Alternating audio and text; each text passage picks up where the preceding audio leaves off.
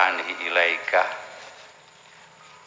wa khaf dawama isaatika ma'ahu ayyakuna dzalika istidrojan. Qala ta'ala sanastadrijuhum min haitsu la ya'lamun. Wedya kowe marang wujude kebagusane Allah marang awakmu, sarana awakmu ijek tetep gawe ala gawe maksiat marang Allah. Wedya yen sing kaya ngono iku sabenere rupa istidraj, penglulu sangka Allah Subhanahu wa taala. Misale mawon sampean maksiatnya berupa berbohong ketika sampean mengadakan transaksi, tetapi nyatanya sampean mendapatkan untung yang banyak, padahal jelas sampean maksiat, tapi sampean mendapatkan untung, tidak ada orang ngerti, sampean bisa beli ini itu. Hati-hati, jangan-jangan itu istidraj, pengelulu dari Allah Subhanahu wa taala, atau satu kehancuran yang oleh Allah itu ditandai dengan dilaksanakan atau diwujudkan dalam bentuk sedikit demi sedikit yang pada akhirnya nanti secara total Allah akan menurunkan siksanya setidak-tidaknya besok di akhirat. Ini berangkat dari sebuah pertanyaan yang tersimpan dari makalah yang sebelumnya. Makalah yang sebelumnya niku kan malam yukbil Allah bimola tofat til ihsan qidalahu bisalasilil imtihan. Sapa wong sing ora madhep marang Allah kelawan kebaikan atau dengan alasan kebaikan-kebaikane Allah sing wis diparingake, orang itu akan dijerat oleh Allah dengan rantai cobaan sehingga orang itu bisa secara terpaksa kembali kepada Allah. Tidak dia bisa lepas dari rantai itu. Rantai itu kemarin digambarkan bentuknya seperti musibah. Tapi bisa juga ada orang yang sudah diberi kebaikan oleh Allah tapi tidak mau menerima dengan cara yang baik, masih tetap melaksanakan kegiatan maksiatnya. Itu ada, dan kita sering lihat kenyataan di hadapan kita. Hati-hatilah, jangan-jangan itu istidraj. Istidraj itu nek cara bahasane awak dhewe nglulu, dilulu. Nanti pada suatu saat pasti akan dibalas. Nyoh sakai dilulu baru terus akan dihancurkan di belakang kemudian seperti itu. Mula ya benar-benar ini menjadi perhatian kita. Allah selalu baik pada kita. Mboten nate kebaikan Allah niku putus dari kita. Sementara maksiat juga terus kita lakukan. Nah, jangan-jangan ini istidraj. Kalau istidrajnya Allah dalam bentuk siksa yang nyata, kalau sudah itu kemudian diampuni enak.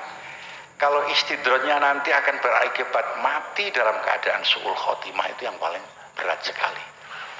Kalau istidrajnya itu dinteni wis kamburi, wong numpak mobil, numpak motor, ugal-ugalan, wah kancane swalip kabeh mbek rada ngece sithik-sithik. Selamat terus.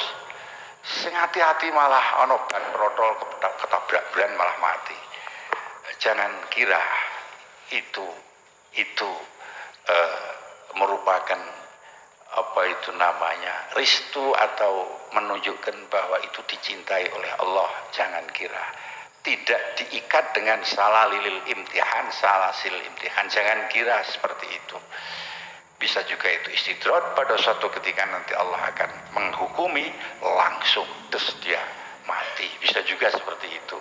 Ini gambaran sing cetha kados ngaten.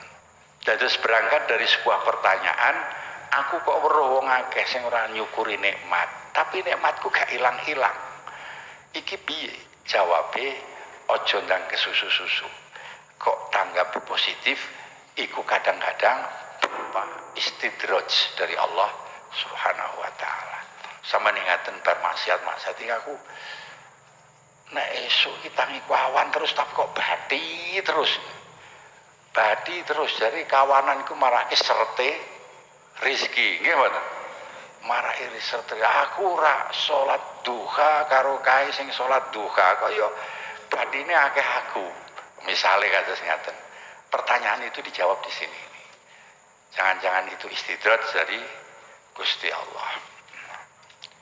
Sebagaimana Al-Qur'an ngendikake sanastadrijuhum min haitsu la ya'lamun. Orang-orang yang membohongkan ayat-ayat Allah terus membohongkan, tapi senikmat selalu digelontorkan oleh Allah. Niku jenenge dilulu, sehingga pada suatu ketika nanti akan datang siksa Allah sekiranya mereka tidak ngerti. Sekali lagi, kalau siksa itu siksa di dunia menghilangkan dosa, tapi kalau siksanya itu berbentuk yang sangat tragis, yaitu dalam keadaan suul khotimah, naudzubillah, itu yang paling berat sekali. Nah, bismillahirrahmanirrahim. Jadi ada juga yang menafsirkan saya beri mereka nikmat tapi saya lupakan dia bersyukur. Nek ana wong dikek nikmat kok ora gelem syukur, iku dilalekno karo Gusti Allah. Iku nuduhake nek iku istidraj.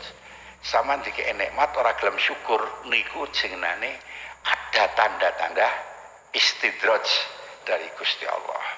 Saman condong pada nikmat-nikmat, tetapi saman lupa pada siapa yang memberi nikmat. Hati-hati, itu jangan nikmat yang diberikan itu istidraj dari Allah. Dikek nikmat pirang-pirang tapi lali karo sing paring nikmat ora gelem sembayang, hati-hati. Nah, atau ditafsirkan setiap orang itu melakukan kesalahan yang baru selalu diberi nikmat yang baru oleh Allah dan dilupakan orang itu membaca istighfar. Itu juga bentuk dari istidraj. Saman dikai nikmat bolak-balik karo Gusti Allah, tapi selalu sampean berbuat kesalahan, atau sampean berbuat kesalahan sampean tidak pernah istighfar, salah terus jalan tidak pernah istighfar, jangan-jangan itu istidraj. Sampean merasa nikmat sekali dengan kesalahan itu dan tidak pernah diingatkan oleh Allah dengan salah lisilil imtihan, akhirnya duduk. Begitu mati nanti dalam keadaan kesulitan atau dalam keadaan kesedihan yang subhanallah. Nah, milo yang paling baik kita kembali kepada makalah sebelumnya. Nek awake dhewe iki dikei kebaikan karo Gusti Allah, kok awake dhewe iki ora ngerti karo pangeran, wis paling apik biarkan pangeran itu menjerat kita, nuntun kita dengan rantai-rantai cobaan menuju kepada Allah. Niku sing paling apik. Artine sampean wis dikei bati akeh karo Gusti Allah, dikei perno-perno karo Gusti Allah, kok iki ora gelem nampa, ora gelem kelingan karo Gusti Allah. Pada satu ketika sampean dicoba sakit, itu berarti positif, artinya sampean dituntun oleh Allah dengan paksa. Nah, mendingan daripada dibiarkan, daripada istidraj seperti ini. Bismillahirrahmanirrahim. Min jahlil murid ayyusi al-adab patu akharul uqubah anhu. Termasuk budune murid niki ya, istidraj niki termasuk. Budune murid itu kapan tidak sopan kepada Allah. Tidak sopan.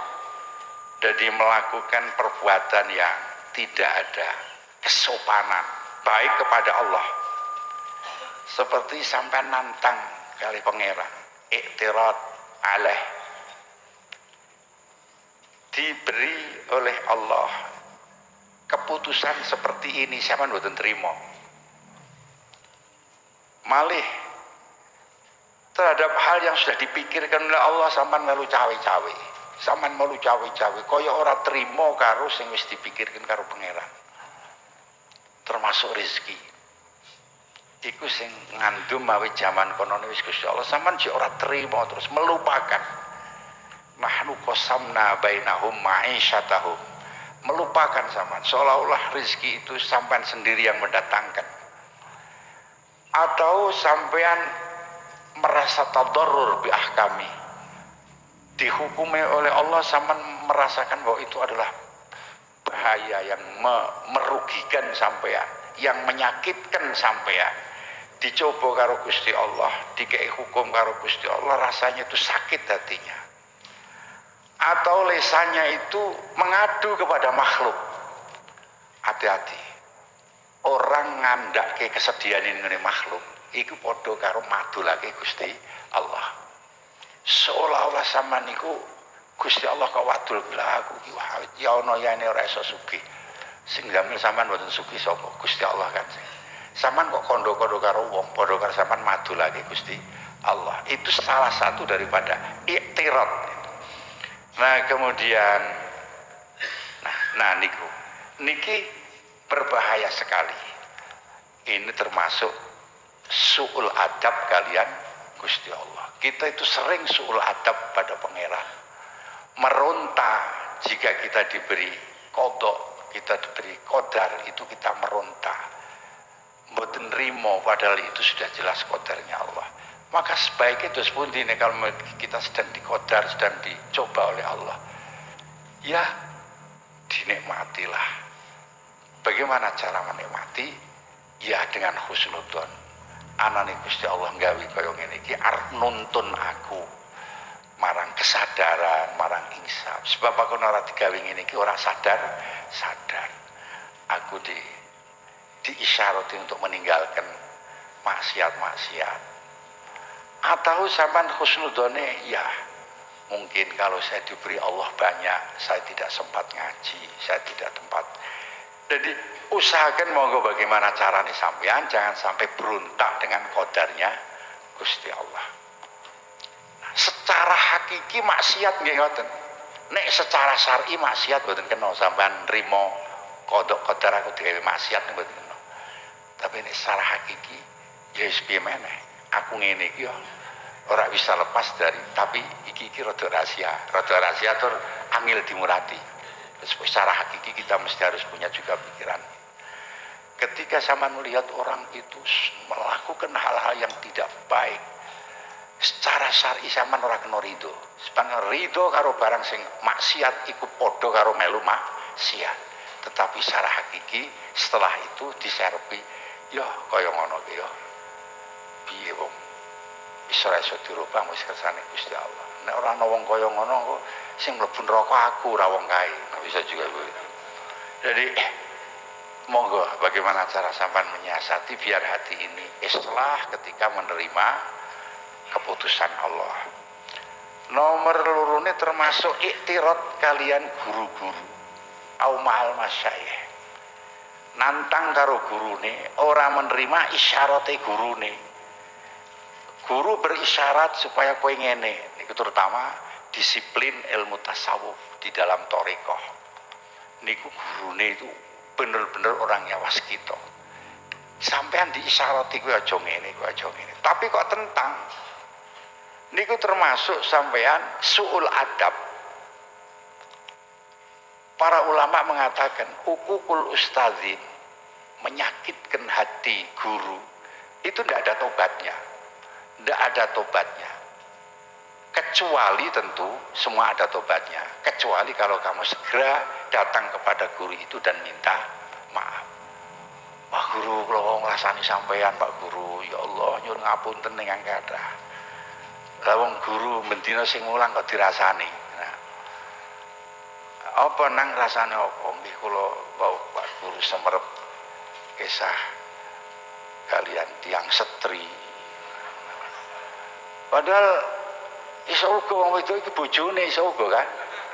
Iso uga kuwi maklikne, iso kuwi adine. Tapi tiba-tiba sampean nyeplos. Dan di dalam hati sampean sudah ada negatif thinking, ada pikiran sing mboten sae. Niku salah dateng guru. Salah dateng guru sampean. Wah, kiai iki piye jare ngaji hikam. Kok omahe mewahe kaya ngono. Mobilnya apik pisan. Jare ngaji hikam hati-hati aja sembrono. Dadi sampeyan aku mlebu swarga, aku ora entuk ngundeli sarungku, aja ngundeli sarungku, kowe ngrasani aku. Jadi bahkan waqalu aidan mangqala li ustadzi lima. Siapa orang mengatakan pada ustadznya, kok ngoten Kiai, kok ngoten Mbah? Oh, fa innahu la yuflih. Orang itu tidak akan bisa beruntung. Karena apa? Ingat bahwa guru itu adalah posisinya sebagai petunjuk jalan. Sebagai petunjuk jalan guru itu. Kamu bisa sana, bisa sampai ke sini, bisa mengerti kebenaran ini karena guru. Mulane ana gurune salah iki meneng wae didongake jalukno ngapura. Wah. Wa qala al-Qusyairi, Imam Qusyairi tahu, siapa orang mengguru kepada seorang syekh, kemudian dia menantang dengan hatinya, di dalam hati ini wis ngrasani. Mulane nggih niku. Aja sembarangan golek guru. Sampeyan mangke nek ketemu guru sing jengkelke ya sampean terus arep ngrasani terus sampean akan seul adab terus. Nek kula kalih sampean iki mboten guru kanca-kanca ngaji ya. Guru kita niku Syekh atau Ila Sakandari. Kula maca sampean ngrungokke mangke satu ketika sampean bisa gentenan maca jadi sama-sama kita memahami ini. Jangan diposisikan saya sebagai guru. Sangat tidak patut dan berbahaya bagi sampean. Nek sampean nganggep kula niku guru bahaya bagi sampean. Soalnya sampean bolak-balik ngrasani kula. Mulane ora usah aku dianggap guru, kanca belajar saja, kanca ngaji, ngoten nggih. Nggih. Dan wajib taubat. Niki. Bahkan niki Abah Kiai Syareh mengingatkan bagi orang yang ahli suluk. Kadang-kadang itu enggak nyampe, wis suluk berpuluh-puluh tahun enggak nyampe. Enggak di unggahno karo gurune kuwi terus eling. Kadang-kadang nopo sebabe atine cek wis 10 tahun kok cek kaya gek pertama kae, atine terhalang oleh sesuatu yang sangat lembut. Yaitu apa? Yang berkaitan dengan rasa-rasa karo guru sing ora penak. Rasa-rasa karo guru sing ora penak. Nah niki sampean dawak-dawakno dhewe tafsir ngoten iki. Karena guru itu posisinya sebagai napa menika sufara. Dikatakan bimangzilati sufara, posisinya sebagai seorang penuntun, sebagai penuntun panjenengan semuanya. Guru apa mawon lah guru syariat. Wawane sampean nurung ngerti khed. Sampai nunggalane. Wa imma ma ba'din nas lan ana kalane nantang atau ngaruh biru bebarengan karo kanca padha-padha. Dialang-alangi, dirasani sebagaimana Imam Junaid itu pernah. Wah, kejadian yang sebenarnya itu bukan salah. Bagi orang biasa tidak salah, apalagi tidak diucapkan oleh Imam Junaid. Satu ketika beliau itu melihat ada orang fakir. Orang fakir itu buagah, dia minta-minta. Di hati Mbah Kiai Junaid itu ada perasaan gini, yo wong kok ana sing kaya ngono. Wonge sugih, wonge gagah. Mbak yo nyambut gawe, ken aja njaluk. Ya mungkin nek co sampean malah dalil-dalil barang. Tangan sing dhuwur iki luwih apik timbangane tangan ngisor. Wong sing gawene njaluk-njaluk padahal cukup ki sok ben raine ora ana dalil sampean malahan niku. Padahal Imam Junaid namung ngrasani tok iki lamun wong kok gelem nyambut gawe iku janjane malah apik ora usah njaluk-njaluk ngene. Lah malam hari sing biasane Mbah Kiai Junaid iku wirid niku males Mbah Kiai Junaid. Wiridan niku males, rasane itu gelisah, ora konsentrasi. Mbah Kiai Junaid ku takon iki ana apa? Ana apa aku biasanya wirid sregep kok ora sregep kok dadi males. Kemudian beliau sari itu ada rombongan orang nggawa talam. Nggawa talam wis kaya semacam nggo keranjang ngoten lah. Wong wadahe niku wong sing digokke ning talam ning keranjang niku wong sing mau dirasani. Wong sing bagas sing njaluk-njaluk niku wae. Jamaah ada menine, Net Junaid, pakan dagingnya, mangan dagingnya, iki sing kok rasane mawon. Wala yahtabbadukum ba'da ayuhibbu ahadukum ayyakula lahma akhihi maitan fakarihtum. Wong ngrasani kancane padha karo mangan daging mati. Mbah Ki Junaid dingonake, pangan iki. Wong sing mau awan kok rasane iki ae dipangan. Subhanallah. Begitu bangun Mbah Ki Junaid kaget. Digoleki tiyang meniku bahasan melek ning di wong sing tak loke boleh ketemu nuli Imam Junaid niku memberi salam, assalamualaikum, dijawab karo wong fakir sing wingi ketemu niku sing dirasani, kowe pareng balen-baleni meneh net, balenono meneh lah, balenono meneh, mboten kula tobat niki nek cara kula sampean kan ora salah to ngono, ora salah, mbok kekakean ora salah sampean, dalil pisan ora salah sampean. Ini Imam Junaid sudah diingatkan seperti itu oleh Allah, karena derajat Imam Junaid itu hal-hal seperti ini harus dihindari. Saora-orane sampean aweh tapi ambek atine ora rido, ambek rada mecucu sithik ya. Itu ndak sama sekali. Itu namanya iktirad pada orang. Nek delok songe ini ternyata orang fakir itu waliyun min auliyaillah, mencoba Imam Junaid sampai sedemikian ini. Lajeng ana kalane wong iku ngalang-alangi ning awake dhewe. Ngalang-alangane piye? Nuruti syahwate iku padha karo orang menyiksa dirinya sendiri, mengiktiradi. Tegese niku ya pilah janjane nafsu iki kudune digawe apik tapi dituruti. Iku sampean padha karo merugikan dirinya sendiri. Mulakno sampean jangan keliru, namanya memanjakan awak itu jangan orientasinya hanya kepada kesehatan tok. Memanjakan awak itu artinya ya awak iki dimanjakno sok beneng akhirat ora ning donya. Kadang-kadang sampean males salat. Wah, mergo ati ngono awak wanginen. Rumangsane sampean ngenakke awak, tapi justru itu nanti sampean iktirad pada awak sampean dhewe. Karena nuruti syahwat sampean. Jadi nentang merugikan kepada dirinya sendiri. Nah, fatu akharul ukubah. Jadi dia sudah suul adab sama gurunya, sama Allah, suul adab pada teman-temannya, suul adab pada dirinya sendiri. Tapi dia merasa tidak pernah ada siksa yang datang. Niki termasuk istidraj. Allah, wah guruku tak rasani kok ya ora apa-apa ta aku.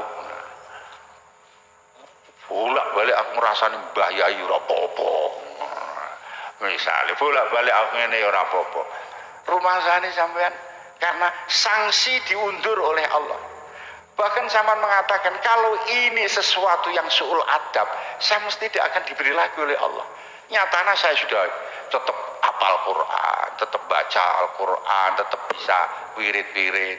Nek pengen nikah suul adab mesti perasaan saya ini akan hilang. Semangat saya itu akan hilang dan saya akan dijauhkan dari Allah.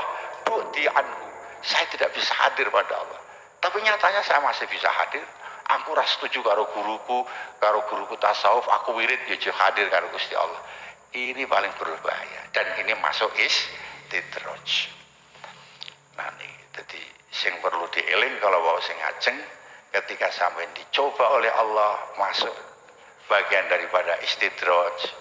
Niku sampean tidak menerima, sampean berusaha sendiri sesuatu yang sudah dipastikan oleh Allah. Pokoknya nantang laran terima nolah kalau keputusan Allah itu bagian daripada nanti akan berubah istidraj. Orang semakin maju, akhirnya semakin dibanting karo pangeran, kapan akan rugi total habis-habisan, bisa juga itu terjadi. Subhanallah, naudzubillah min dzalik. Mudah-mudahan Mbah Kiai di dalam menuntun kita ini bisa sedikit-sedikit masuk dalam hati kita. Al-Fatihah. Alhamdulillah, insyaallah.